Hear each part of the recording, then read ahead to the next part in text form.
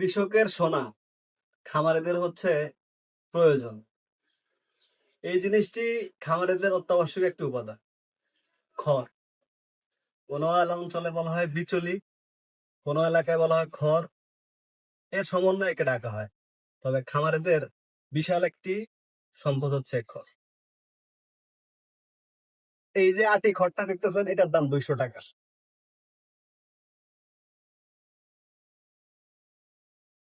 এটার দাম 10 টাকা। মানে 200 টাকায় এক বান্ডিল খড় 20 আটিতে হয়। এটা যত কেটে ছোট করে আপনি আপনার গবাদি পশুকে দিতে পারবেন, গরু, মহিষ, ছাগল, ভেড়া যত ছোট করে দিতে পারবেন ততই রাফেজের চাহিদা দ্রুত পূরণ হবে। আর বিশেষ করে গরুর ড্রাই ম্যাটার নিশ্চিত করতে আপনি সারাদিন গরুকে ঘাস খাওয়ান, মহিষকে ঘাস খাওয়ান, দিনের একটা সময় একটা আটি খড় কিন্তু আপনার গবাদি পশুকে দিতে হবে। এটা যদি আপনি আপনার গবাদি পশুকে না দেন, তাদের যে ডাইজেস্টিং সিস্টেম, এই সিস্টেমটা ভালো হবে, গোবরের শেপটা ভালো আসবে না। আর বিশেষ করে যারা মোটা তাজা করেন, ফ্যাটেনিং খামারে গবাদি পশু মোটা তাজা করেন, তাদের জন্য একটা আদর্শ মানের খাদ্য হচ্ছে এই খড়। আর আপৎকালীন সময় কৃষকের বন্ধু।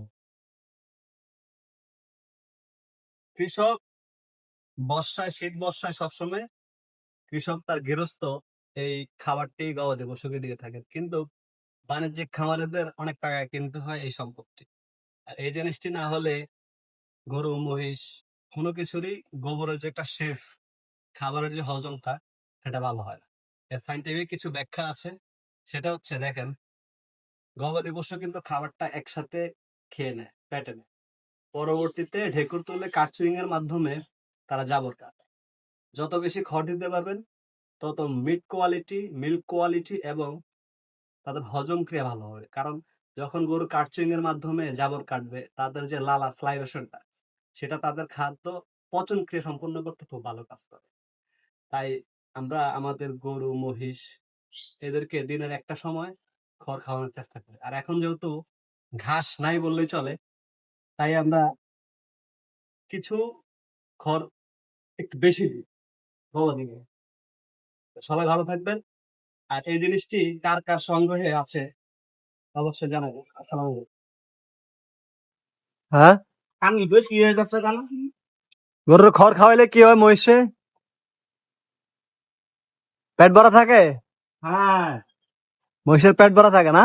হ্যাঁ। পানি তো বেশি হয়েছে, পানি কমায় দেন।